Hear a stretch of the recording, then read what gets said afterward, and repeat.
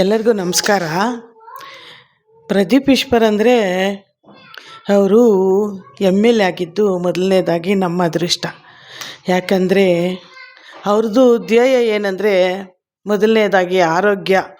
ಎಲ್ಲರೂ ಚಿಕ್ಕಬಳ್ಳಾಪುರದವರು ಆರೋಗ್ಯವಾಗಿರಬೇಕು, ಮಕ್ಕಳೆಲ್ಲ ಮುಂದಿನ ಪೀಳಿಗೆ ಮಕ್ಕಳೆಲ್ಲ ಒಳ್ಳೆಯ ಎಜುಕೇಷನ್ ತಗೋಬೇಕು, ಮತ್ತು ಬಡಬಗ್ಗರಿಗೆ ಏನು ಅಗತ್ಯ ಅಂತೇಳ್ಬಿಟ್ಟು ಅವರು ಹಳ್ಳಿಗೆ ಮನೆಗೆ ಒಂದೊಂದು ಹುಡುಗನ ಒಂದೊಂದು ಮಹಿಳೆನ ಹಿಂಗೆ ತಟ್ಟಿ ಮಾತಾಡಿ, ಅಕ್ಕ ಅಣ್ಣ ನಿಮ್ಗೆ ಏನು ಬೇಕು ಎಲ್ಲ ಮಾಡಿಕೊಡ್ತೀನಿ ಅಂಥೇಳಿ ತುಂಬ ಚೆನ್ನಾಗಿ ಎಲ್ಲರಿಗೂ ಮಾಡಿಕೊಡ್ತಾ ಇದ್ದಾರೆ. ನಮ್ಮ ಬಡವ್ರ ಪಾಲಿಗೆ ದೇವ್ರು ಅನ್ಬೇಕು ಒಂದೇ ಮಾತಲ್ಲಿ. ಆ ಥರ ಅವರು ಎಲ್ಲರಿಗೂ ಸಹಾಯಗಳು ಮಾಡ್ತಾ ಇದ್ದಾರೆ. ಇದನ್ನು ಸರಿ ಮಾಡಿಕೊಳ್ದೆ ಅವರು ಎಲ್ಲನೂ ಬೇರೆ ಹೋಗೋದು ಅದೆಲ್ಲ ನಮ್ಮ ಲೀಡರ್ಸಲ್ಲಿ ಒಳ್ಳೆಯದಲ್ಲ. ಇಂಥ ಕಾಂಗ್ರೆಸ್ ಪಾರ್ಟಿಯಲ್ಲಿ ಎಲ್ಲರೂ ಒಗ್ಗಟ್ಟಾಗಿ ಅವ್ರಿಗೆ ಇನ್ನೂ ಶಕ್ತಿ ಕೊಡಬೇಕೇ ಹೊರತು ಅವರು ಮಾಡ್ತಾ ಇರೋದಕ್ಕೆ ಅಡ್ಡ ಬರಬಾರ್ದು. ಈಗ ಮೊನ್ನೆ ನಮ್ಮ ಪ್ರದೀಪ್ ಈಶ್ವರ್ ಅವ್ರ ಮೇಲೆ ನಮ್ಮ ಮಿಲ್ಟನ್ ವೆಂಕಟೇಶ್ ಏನು ಮಾಜಿ ಕೌನ್ಸಿಲರ್ ಅವರು ಏನು ಮಾತಾಡಿದ್ದಾರೆ, ಭ್ರಷ್ಟ ಅಂತ ಮಾತಾಡ್ತಾರೆ. ಈತನ ಸಾಚನ ಭ್ರಷ್ಟ ಅನ್ನೋದಕ್ಕೆ ಏನೂ ಆಧಾರಗಳಿಲ್ಲ. ಈತನ ಭ್ರಷ್ಟ ಅನ್ನೋದಕ್ಕೆ ಆಧಾರ ಸಮೇತ ಇಡೀ ಊರಿಗೆ ಗೊತ್ತು. ಕಾಂಗ್ರೆಸ್ ಪಾರ್ಟಿಯಿಂದ ಗೆದ್ದು BJPಗೆ ವೋಟ್ ಮಾಡ್ತಾನೆ. ಕಾಂಗ್ರೆಸ್ ಬಾವುಟ ಶಾಲು ಹಾಕ್ಕೊಂಡಿದ್ದಾನೆ ಮನುಷ್ಯ. ಈತನು ಇನ್ನೊಬ್ಬರ ಬಗ್ಗೆ ಮಾತಾಡೋಕ್ಕೆ ಯೋಗ್ಯತೆ ಇದೆಯಾ? ಪ್ರದೀಪ್ ಈಶ್ವರ್ ಅವರು ತನ್ನ ಸ್ವಂತ ದುಡ್ಡಿಂದ ಸ್ಕಾಲರ್ಶಿಪ್ಗಳು ಕೊಡ್ತಾ ಇದ್ದಾರೆ. ಇದುವರೆಗೂ ಯಾವುದೇ MLA ನಮ್ಮ ಚಿಕ್ಕಬಳ್ಳಾಪುರದಲ್ಲಿ ಸ್ವಂತ ದುಡ್ಡಿಂದ MLA ಅವರು ಸ್ಕಾಲರ್ಶಿಪ್ಗಳು ಕೊಟ್ಟಿರೋದಿಲ್ಲ. PUC ಅವ್ರಿಗಾಗಲಿ, ಡಿಗ್ರಿ ಅವ್ರಿಗಾಗಲಿ, ಇನ್ಯಾವುದೇ ಟೆಕ್ನಿಕಲ್ ಕೋರ್ಸ್ ಮಾಡ್ತಾ ಇರೋರಿಗೆಲ್ರಿಗೂ ಎಜುಕೇಷನ್ ಫಸ್ಟ್ ಪ್ರಿಫರೆನ್ಸ್ ಕೊಡ್ತಾ ಇದ್ದಾರೆ ಪ್ರದೀಪ್ ಈಶ್ವರ್ ಅವರು. ಇಂಥವ್ರ ಬಗ್ಗೆ ನೀವು ನಿಮ್ದು ಯಾವುದಾದ್ರೂ ಇಲ್ಲಿಗಲ್ ಫೈಲ್ಗೆ ಸೈಡ್ ಮಾಡಲಿಲ್ವೇನೋ, ಅದಕ್ಕೇನೆ ಇವಾಗ ಅವ್ರ ಮೇಲೆ ನೀವು ಗೂಬೆ ಕೂರ್ಸೋಕೆ ಹೋಗ್ತಾ ಇದ್ದೀರಾ. ಇದೆಲ್ಲ ನಡೆಯಲ್ಲ. ಗೆದ್ದ ಮೇಲೆ ಯಾವತ್ತಾದ್ರೂ ನೀನು ವಾರ್ಡಲ್ಲಿ ಕೆಲಸ ಮಾಡಿದ್ಯೇನಪ್ಪ? ರೋಡ್ ಹಾಕಿದೆಯಾ, ಚರಂಡಿ ಹಾಕಿದೆಯಾ, ನಲ್ಲಿ ಹಾಕ್ಸಿದೆಯಾ, ಇಲ್ಲ ಮನೆಗೂ ಏನಾದ್ರೂ ಕುಡಿಯೋ ನೀರ್ದು ಏನಾದ್ರೂ ನೋಡಿದ್ಯಾ? ಯಾವುದಾದ್ರೂ ಮನೆ ಕಟ್ಸ್ಕೊಟ್ಟಿದೆಯಾ? ಸೈಟ್ ಯಾವುದಾದ್ರೂ ಪ್ರಾಬ್ಲಮ್ ಸಾಲ್ವ್ ಮಾಡಿದ್ಯಾ? ಇನ್ನೂ ಅದು ಗೌರ್ಮೆಂಟಿಂದ ಕೊಟ್ಟಿರೋ ಬಾತ್ರೂಮ್ ಕೂಡ ನೀನು ದುರುಪಯೋಗ ಮಾಡ್ಕೊಂಡು ಬೇರೆಯವ್ರಿಗೆ ಬಾಡಿಗೆ ಕೊಟ್ಟಿದೆಯಾ? ಇದು ನಿದರ್ಶನಗಳಿದ್ದಾವೆ. ನೀವು MLA ಅವ್ರ ಬಗ್ಗೆ ಮಾತಾಡೋದಕ್ಕೆ ಅನರ್ಹ, ನೀನು ಅಯೋಗ್ಯ. ನೀನು MLA ಅವ್ರ ಬಗ್ಗೆ ಮಾತಾಡಬೇಕಂದ್ರೆ ನೀನು ಫಸ್ಟು ಸಾಚ ಆಗಿರು. IDS 70 ಎಷ್ಟಿದ್ದಾವೆ ನಿನ್ನ ಸೈಟ್ಗಳು ಎಲ್ಲಿಗೆಲ್ಲ ಮಾಡ್ಕೊಂಡಿರೋವು? ಬಡವರು ಜಮೀನುಗಳು ಹಾಕ್ಕೊಂಡು ಅಡುಗೊಲಾರಿಯಲ್ಲಿ ಎಷ್ಟು ಜಮೀನುಗಳಿದ್ದಾವೆ? ಎಲ್ಲ ನಮ್ಮ ಹತ್ರ ಸಾಕ್ಷಿಗಳಿದ್ದಾವೆ. ಇನ್ನು ಮೇಲೆ ನಾವು ಬಿಚ್ಚುತ್ತೀವಿ.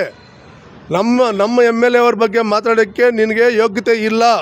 ಅಯೋಗ್ಯ ನೀನು ಮಾತಾಡಲೇಬಾರ್ದು. ನೀನು ಏನಿದ್ರೂ ಪಕ್ಷದಲ್ಲಿ ಇದ್ದು ಈ ಪಕ್ಷದ್ರೋಹ ಮಾಡಿರೋದ್ರಲ್ಲಿ ನೀನೇ ನಂಬರ್ 1 ನಮ್ಮ ಚಿಕ್ಕಬಳ್ಳಾಪುರದಲ್ಲಿ.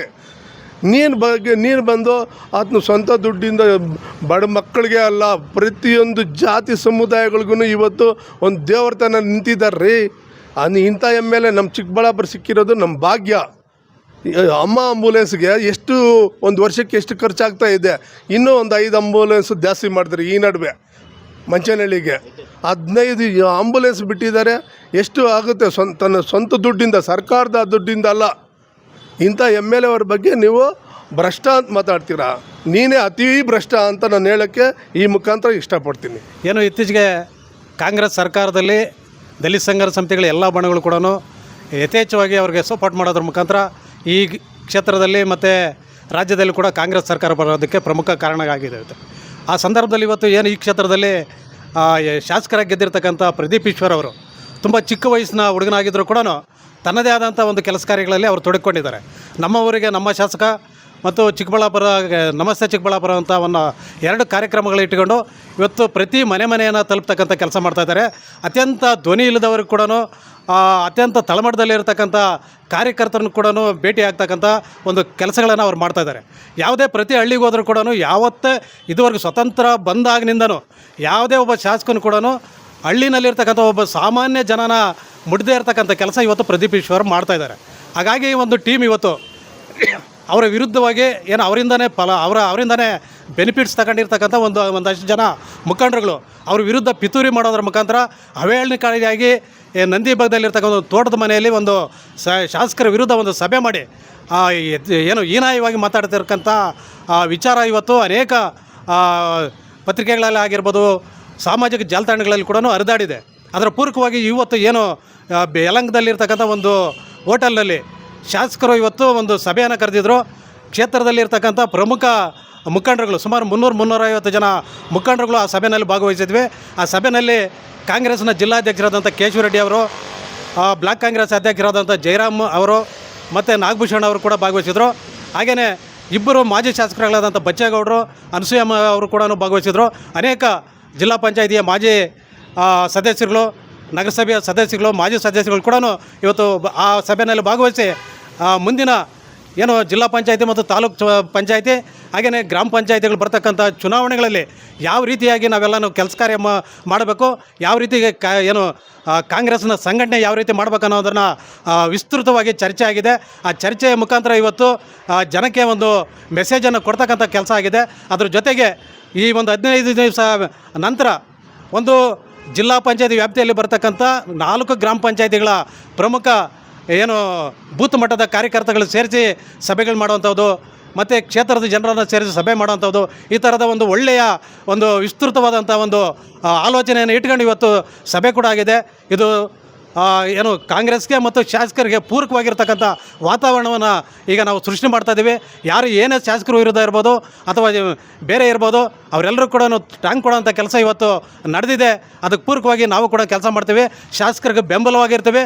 ಶಾಸಕರು ಮಾಡ್ತಕ್ಕಂಥ ಕೆಲಸ ಕಾರ್ಯಗಳಲ್ಲಿ ನಾವೆಲ್ಲರೂ ಕೂಡ ಸಕ್ರಿಯವಾಗಿ ಭಾಗವಹಿಸೋದ್ರ ಮುಖಾಂತರ ಹಳ್ಳಿ ಜನ, ಗ್ರಾಮ ಮಟ್ಟದಲ್ಲಿ ಇರ್ತಕ್ಕಂಥ ಹಳ್ಳಿ ಜನ ತಲುಪಿಸ್ತಕ್ಕಂಥ ಕೆಲಸ ಮತ್ತು ಅವ್ರ ಕೆಲಸ ಕಾರ್ಯಗಳನ್ನು ಗ್ರಾಮೀಣ ಪ್ರದೇಶದಲ್ಲಿ ಕೊಡ್ತಕ್ಕಂಥ ಕೆಲಸನ ಇವತ್ತು ಮಾಡೋದಕ್ಕೆ ನಾವೆಲ್ಲರೂ ಕೂಡ ಸಪೋರ್ಟಾಗಿ ನಿಲ್ತೀವಿ ಅಂತ ಈ ಸಂದರ್ಭದಲ್ಲಿ ಹೇಳ್ತೀವಿ. ಇವಾಗ ಚಿಕ್ಕಬಳ್ಳಾಪುರದಲ್ಲಿ MLA ಅವ್ರ ಬಗ್ಗೆ ಕೆಲವು ಲೀಡ್ರುಗಳು ನಮಗೆ ಸರಿಯಾಗಿ ಸ್ಪಂದನೆ ಕೊಡ್ತಾ ಇಲ್ಲ ಅನ್ನೋ ಒಂದು ಆರೋಪ ಅವ್ರ ಮೇಲಿದೆ.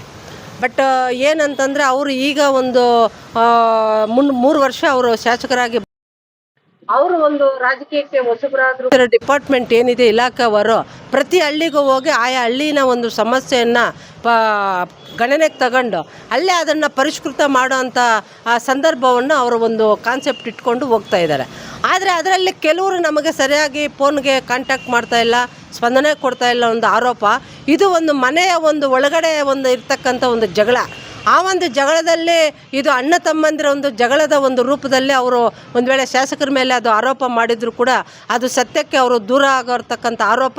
ನಾಳೆ ಅವರು ಕೂಡ ನಮ್ಮ ಶಾಸಕರ ಒಂದು ಪರವಾಗಿ ಸ್ಪಂದನೆ ಕೊಡ್ತಾರೆ, ಶಾಸಕರು ಕೂಡ ಅವ್ರ ಪರವಾಗಿ ಸ್ಪಂದನೆ ತಗೊಳ್ಳಂಥ ಒಂದು ಇದು ಅವರು ಇಟ್ಕೊಂಡಿದ್ದಾರೆ.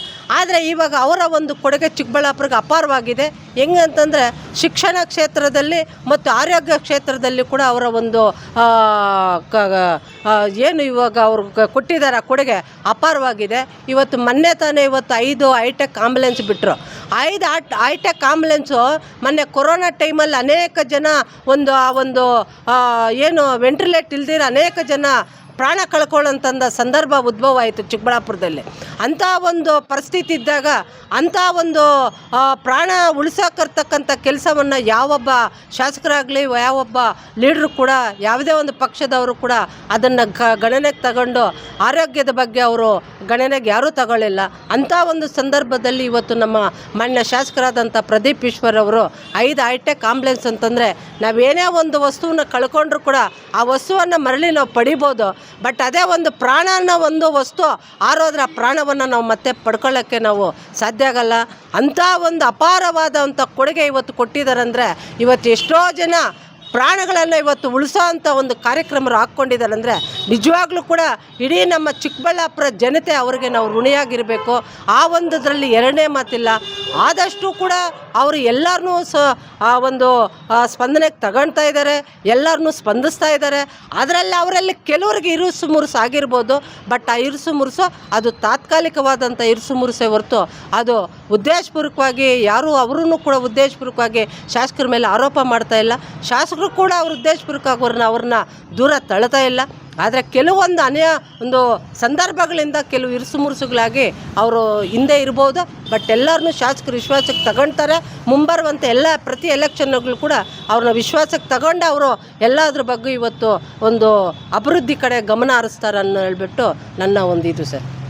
ಏನು ಇವತ್ತು ಚಿಕ್ಕಬಳ್ಳಾಪುರ ತಾಲೂಕಿನ ಯುವ ಸ್ಟಾರ್ ಆಗಿರುವಂಥ ಪ್ರದೀಪ್ ಈಶ್ವರ್ ಅವರ ಇವತ್ತು ಕಾರ್ಯ ಅಂದರೆ ಏನು 2 ವರ್ಷದಲ್ಲಿ ಸುಮಾರು ಮಕ್ಕಳಿಗೆ ಬಟ್ಟೆ ಆಗಿರ್ಬೋದು, ಏನು ಆಂಬ್ಯುಲೆನ್ಸು, ಏನು 15 ಆಂಬ್ಯುಲೆನ್ಸು, 5 ಹೈಟೆಕ್ ಆಂಬ್ಯುಲೆನ್ಸು ಕೊಟ್ಟು ಇವತ್ತು ಜನರ ಏನು ಹೆಲ್ತ್ ಕ್ಯಾಂಪ್ ಆಗಿರ್ಬೋದು, ಪ್ರತಿಯೊಂದು ಹಳ್ಳಿಗೂ ಇವತ್ತು ಕ್ಯಾಂಪ್ ಮಾಡ್ತಾಯಿದ್ದಾರೆ. ಈಗ ಜಾಸ್ತಿ ಎಷ್ಟೊಂದು ಜನ ಈಗ ಹಳ್ಳಿಗಳ ಕಡೆಯಿಂದ ಬಂದು ತೋರಿಸ್ಕೊಳಕ್ಕಾಗಲ್ಲ, ಬಿ ಪಿ ಆಗಿರ್ಬೋದು, ಶುಗರ್ ಆಗಿರ್ಬೋದು, ಇಂಥದ್ದು ಇದೇ ಡಾಕ್ಟ್ರುಗಳನ್ನ ಇವತ್ತು ಕರ್ಕೊಂಡೋಗಿ ಇವತ್ತು ಹೆಲ್ತ್ ಕ್ಯಾಂಪ್ ಮಾಡ್ತಾಯಿದ್ದಾರೆ. ಅಂದರೆ ನಿಜವಾಗ್ಲೂ ಅವ್ರಿಗೆ ಎಲ್ಲ ಚಿಕ್ಕಬಳ್ಳಾಪುರ ಜನತೆ ಕೃತಜ್ಞತೆ ಸಲ್ಲಿಸ್ಬೇಕು ನಿಜವಾಗ್ಲೂ. ಆಮೇಲೆ ಇಲ್ಲಾಂದರೆ ಈಗ ಸುಮಾರು ವರ್ಷಗಳಿಂದ ಏನು ಇವತ್ತು 30-40 ವರ್ಷದಿಂದ ಕಾಂಗ್ರೆಸ್ ಕಾರ್ಯಕರ್ತರಲ್ಲಿ ಸುಮಾರು ಯಾರು ಗುರುತಿಸಲೇ ಇರಲಿಲ್ಲ. ಅಂಥದ್ರಲ್ಲಿ ಈಗ ಎಲ್ಲ ಯೂತ್ಸ್ನೇ ಎತ್ತಿ ಕಮಿಟಿಗಳಿಗೆ ಹಾಕ್ತಾಯಿದ್ದಾರೆ. ಅಂಥವ್ರು ಯಾರು ಬಂದಿದ್ದಾರೆ ಶಾಸಕರು? ಇವತ್ತು ಪ್ರದೀಪ್ ಈಶ್ವರ್ ಅವರು ಅಂಥವ್ರನ್ನ ಗುರುತಿಸಿ ಇವತ್ತು ಕಮಿಟಿಯಲ್ಲಿ ಹಾಕಿ ಒಳ್ಳೆ ಪ್ರೋತ್ಸಾಹ ಕೊಡ್ತಾಯಿದ್ದಾರೆ ಯೂತ್ಸ್ಗೆ. ನಿಜವಾಗ್ಲೂ ಅವ್ರಿಗೆ ಕೃತಜ್ಞತೆ ಸಲ್ಲಿಸ್ತಾ ಇದ್ದೀವಿ. ಇವತ್ತು ಏನು ಲೀಡ್ಸು ಅಂತ ಕೆಲವರು ಎಲ್ಲ ಹೇಳ್ತಾ ಇದ್ದಾರಲ್ವ, ಸ್ಟೂಡೆಂಟ್ಸ್ ಇಲ್ಲದಿದ್ದರೆ ಪ್ರಿನ್ಸಿಪಲ್ ಆಗೋಕ್ಕಾಗುತ್ತಾ, ಮೇಸ್ಟ್ರುಗಳಾಗೋಕ್ಕಾಗುತ್ತಾ? ಈಗ ಸ್ಟೂಡೆಂಟ್ಸಿಂದನೇ ಅವ್ರು ಲೆಕ್ಚರರ್ ಆಗೋದು. ಹಂಗೆ ಇದು ಏನು ಕಾರ್ಯಕರ್ತರು ಇದ್ರೇ ಲೀಡರ್ಗಳಾಗೋದು. ಇದೊಂದು ಅರ್ಥ ಮಾಡ್ಕೊಳ್ಬೇಕು. ಹಳ್ಳಿಗಳ ಮಟ್ಟ ಹೋಗಿ ಇವತ್ತು ಜನರ ಹತ್ರ ಸಮಸ್ಯೆನ ಏನು ಇವತ್ತು ಸರ್ಕಾರದಿಂದ ಆಗ್ತಾ ಇರೋಂಥ ಸವಲತ್ತುಗಳ ಬಗ್ಗೆ, ಆಮೇಲೆ ಏನು ಪ್ರದೀಪ್ ಈಶ್ವರ್ ಅವರು ಮಾಡಿರೋಂಥ 2 ವರ್ಷದಲ್ಲಿ ಸಾಧನೆಯನ್ನು ಮುಂದಿಟ್ಕೊಂಡು ಇವತ್ತು ಜಿಲ್ಲಾ ಪಂಚಾಯತ್, ತಾಲೂಕು ಪಂಚಾಯತ್ ಎಲೆಕ್ಷನಲ್ಲಿ ಪ್ರತಿಯೊಂದು ಹಳ್ಳಿಗೂ ಪ್ರತಿಯೊಬ್ಬ ಕಾರ್ಯಕರ್ತರಿಗೂ ಇವತ್ತು ಆ ಒಂದು ಕೆಲಸಗಳನ್ನ ಮುಟ್ಟಿಸ್ಬೇಕಂತ ನಾವು ಡಿಸೈಡ್ ಮಾಡಿದ್ದೀವಿ.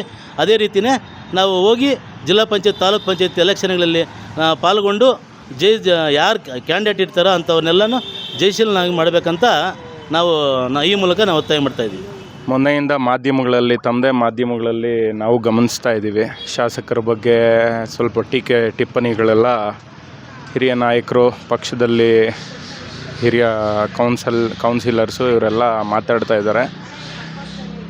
ಏನಿಲ್ಲ, ಬೇಸರ ಆಗುತ್ತೆ. ಯಾಕಂದರೆ ಕಾಂಗ್ರೆಸ್ ಪಕ್ಷ ಹಿಂದೆ 5 ವರ್ಷ ಇಲ್ಲಿ ಯಾವ ಥರ ಇತ್ತು ಅಂದರೆ ಸರ್, ನಮ್ಮ ಪರಿಸ್ಥಿತಿ ತುಂಬಾ ಹೀನಾಯ ಪರಿಸ್ಥಿತಿಯಲ್ಲಿದ್ವಿ. ಪಕ್ಷ ಅಧಿಕಾರದಲ್ಲಿರಲಿಲ್ಲ. ಯಾವ ರೀತಿ ಅಂದರೆ ಏನಪ್ಪ, ಪಕ್ಷ ಅಧಿಕಾರಕ್ಕೆ ಬಂದರೆ ಸಾಕಪ್ಪ.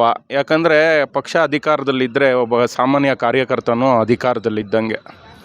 ಒಂಚೂರು ಅವ್ರದ್ದೇ ಆದಂಥ ಫಾಲೋವರ್ಸ್ಗೆ, ಅವ್ರು ಇರೋ ಅಂಥ ಏರಿಯಾಗಳಲ್ಲಿ, ಇರೋ ಅಂಥ ಊರುಗಳಲ್ಲಿ ಮುಖಂಡ ಅಂತ ನಾನು ಓಡಾಡ್ತಾ ಇರಬೇಕಾದ್ರೆ ನಾನು 4 ಜನ ಆ ಕೆಲಸ ಈ ಕೆಲಸ ಅಂತ ಕೇಳ್ತಾರೆ. ಸೊ ಹಂಗೆ ನೊಂದಿದ್ದೀವಿ, ತುಂಬಾ ನೊಂದಿದ್ದೀವಿ. ಈಗ ಪಕ್ಷ ಅಧಿಕಾರಕ್ಕೆ ಬಂದಿದೆ. ನಾನು ಚಿಕ್ಕಬಳ್ಳಾಪುರ ಮಹಾಜನತೆಗೆ ಧನ್ಯವಾದಗಳನ್ನ ತಿಳಿಸ್ತೀನಿ. ಹಿಂಗೆ ಒಂದು ಶಾಸಕರು ಆಯ್ಕೆ ಆಗಿ ಬಂದರು. ತಿರುಗಿ ನೋಡಿದ್ರೆ ಈ ಥರ ಎಲ್ಲ ಟೀಕೆ ಟಿಪ್ಪಣಿಗಳು ನಮ್ಮ ಪಕ್ಷದಲ್ಲೇ ಮಾಡ್ತಾ ಇರೋದನ್ನು ನೋಡಿದ್ರೆ ತುಂಬ ಬೇಸರ ಉಂಟಾಗುತ್ತೆ. ಯಾಕಂದರೆ ಶಾಸಕರು ಒಂದು ಬಡ ಕುಟುಂಬ, ಮಧ್ಯ ತರಗತಿ ಕುಟುಂಬದಿಂದ ಬಂದು ಇವತ್ತು ಅವ್ರದ್ದೇ ವಿಷನ್ ಇಟ್ಕೊಂಡು ಸುಮಾರು ಕಾರ್ಯಗಳನ್ನ ಮಾಡ್ತಾ ಇದ್ದಾರೆ. ಅದರಲ್ಲಿ ಸುಮಾರಿದೆ. ಯಾಕಂದರೆ ಈಗಾಗಲೇ ಎಲ್ಲರಿಗೂ ಗೊತ್ತಿದೆ. ಆದರೂ ಇನ್ನೊಂದು ಸತಿ ಹೇಳ್ತಾ ಇದ್ದೀನಿ, ಅಮ್ಮ ಆಂಬುಲೆನ್ಸ್ ಆಗ್ಬೋದು, ಅತ್ಯುತ್ತಮವಾದ ಕೆಲಸ ನಿರ್ವಹಿಸ್ತಾ ಇದೆ. ಈಗ ಮೊನ್ನೆ ತಾನೇ ನೋಡಿದೆ, ಒಂದು 5 ಆಂಬುಲೆನ್ಸ್, ವೆಂಟಿಲೇಟೆಡ್ ಆಂಬುಲೆನ್ಸ್ ಇರಲಿಲ್ಲ. 8,000ದಿಂದ 10,000 ಮಿನಿಮಮ್ ಬೇಕಾಗಿತ್ತು ಬ್ಯಾಂಗ್ಳೂರ್ಗೆ ಹೋಗೋಕ್ಕೆ. ಸ್ವಂತ ಅವರ ಒಂದು ಇದರಲ್ಲಿ ಮಕ್ಳಿಗೆ ಸ್ಕಾಲರ್ಶಿಪ್ಸ್ ಆಗ್ಬೋದು. ಆಮೇಲೆ ಸುಮಾರು ಇವಾಗ ಮೊನ್ನೆ ಯಾವುದೋ ಸೋಷಿಯಲ್ ಮೀಡಿಯಲ್ಲಿ ನೋಡಿದೆ, ಕೊಂಡೇನಹಳ್ಳಿ ಪಂಚಾಯಿತಿಯಲ್ಲಿ ಅವರು ಯಾರೋ ಮುಖಂಡರು ಹೇಳ್ತಿದ್ರು, ರೋಡೇ ಇಲ್ಲ ನಮಗೆ ಸುಮಾರು ಒಂದು 25 ವರ್ಷದಿಂದ ಅಂತ. ಒಳ್ಳೆ ಕಾರ್ಯ ಆಗ್ತಿದೆ. ಯಾಕಂದರೆ ಇನ್ನು ಇದು progress period. First time MLA ಅನುಭವ ಪಡೀತಾರೆ. ಯಾಕಂದರೆ ಎಕ್ಸ್ಪೀರಿಯನ್ಸ್ಡು, ಅವ್ರ ತಾತ ಮುತ್ತಾತ ಈ ಥರ ಏನೋ ಬ್ಯಾಕ್ಗ್ರೌಂಡ್ ಇದ್ದು ಬಂದಿದ್ದರೆ ಏನಾದರೂ ಇದು ಮಾಡ್ಬೋದು. ಎಲ್ಲ ಮಾಡ್ಕೊಂಬರ್ತಾಯಿದ್ದಾರೆ. ಅವ್ರದ್ದೇ ಆದಂಥ ಗೌರವನೂ ಕೊಟ್ಕೊಂಬರ್ತಾಯಿದ್ದಾರೆ. ಕೆಲವು ನಾಯಕರುಗಳಿಗೆ ನೋವಾಗಿರ್ಬೋದು. ಸೊ ಅದು ಮುಂದಿನ ದಿನಗಳಲ್ಲಿ ಸರಿ ಹೋಗಬೇಕು ಅಂತಲೇ ಬಯಸ್ತೀವಿ ಸರ್. ಮುಂದಿನ ದಿನದಲ್ಲಿ ಸರಿ ಹೋಗಲಿ ಅಂತ ಬಯಸ್ತೀವಿ. ಶಾಸಕರು ಉತ್ತಮ ಕಾರ್ಯ ಮಾಡ್ತಾಯಿದ್ದಾರೆ. ಯುವಕರಿಗೆಲ್ಲ ತುಂಬ ಬೆಂಬಲ ಕೊಡ್ತಾ ಇದ್ದಾರೆ. ಮಹಿಳೆಯರಿಗೆ ಒಳ್ಳೆ ಒಂದು ಕಾರ್ಯಕ್ರಮಗಳು ಕೊಡೋದಾಗ್ಬೋದು, ಈ ಥರ ಎಲ್ಲ ತುಂಬಾ ಅತ್ಯುತ್ತಮವಾದ ಕೆಲಸ ಮಾಡ್ತಾಯಿದ್ದಾರೆ. ಸೊ ಎಲ್ಲ ಬಗೆಹರಿಲಿ ಅತ್ಯಂತ ಬೇಗ. ಪಕ್ಷ ಇಲ್ಲಿ ಗಟ್ಟಿಯಾಗಿರಬೇಕು. ಮುಂದೆ ZP TP ಹಾಗೆ ನಮ್ಮ ಸ್ಥಳೀಯ ಸಂಸ್ಥೆಗಳದ್ದು ಚುನಾವಣೆಗಳು ಬರ್ತಾಯಿದೆ. ನಮ್ಮ ಹಿರಿಯ ನಾಯಕರಾದಂಥ MC ಸುಧಾಕರಣ್ಣ ಅವರು, ನಮ್ಮ ಶಿವಶಂಕರ್ ರೆಡ್ಡಿ ಸಾಹೇಬ್ರು ಇವರೆಲ್ಲ ಇದ್ದಾರೆ. ಎಲ್ಲ ನೋಡ್ತಾ ಇರ್ತಾರೆ. ಎಲ್ಲ ಸರಿ ಹೋಗುತ್ತೆ ಅಂತ ಅಂದ್ಕೊಂಡಿದ್ದೀವಿ. 100% ನಮ್ಮ ಪಂಚ ಗ್ಯಾರಂಟಿಗಳು ಇದೆಲ್ಲ ಇರೋದ್ರಿಂದ ಎಲ್ಲನೂ ಪಕ್ಷ ಸದೃಢವಾಗಿ ಇಲ್ಲಿ ಅಧಿಕಾರಕ್ಕೆ ZP TP ಹಾಗೂ ನಮ್ಮ ಕೌನ್ಸಿಲರ್ ಸ್ಥಳೀಯ ಎಲೆಕ್ಷನ್ಸಲ್ಲೂ ಬರ್ತದೆ ಅನ್ನೋ ವಿಶ್ವಾಸ ನಮಗಿದೆ ಸರ್.